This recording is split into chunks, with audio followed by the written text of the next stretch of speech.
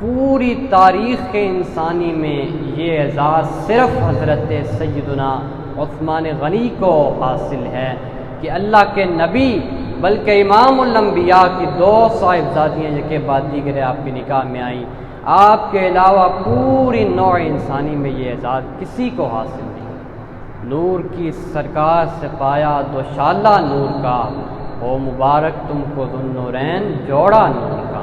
در منصور قرآن کی سلکے بہی، زوج 2 نور عفت پہ لاکھوں سلام۔ یعنی عثمان صاحب قمیص خدا، حلہ پوش شہادت پہ لاکھوں سلام۔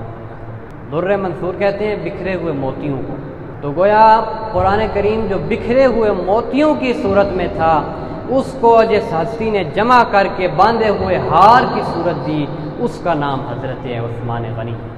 ایک مرتبہ ایک آدمی راہ گزرتے ہوئے کسی عورت پر غلط نگاہ ڈال کر بعد ازاں حضرت سیدنا عثمان غنی رضی اللہ تعالیٰ عنہ کی بارگاہ میں حاضر ہوا۔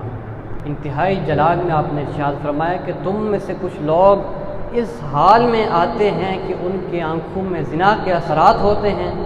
تو وہ عرض کرنے لگا کیا آپ کو وحی آنے لگی ہے؟ آپ نے فرمایا یہ وحی نہیں، لیکن یہ حق بات ہے اور سچی فراست ہے، اور اسی فراست کے بارے میں حدیث پاک میں فرمایا گیا اتقوا فراست المؤمن، مومن کی فراست ایمانی سے ڈرو، کیونکہ وہ اللہ تعالیٰ کے نور سے وہ چیزوں کو دیکھ لیا کرتا ہے۔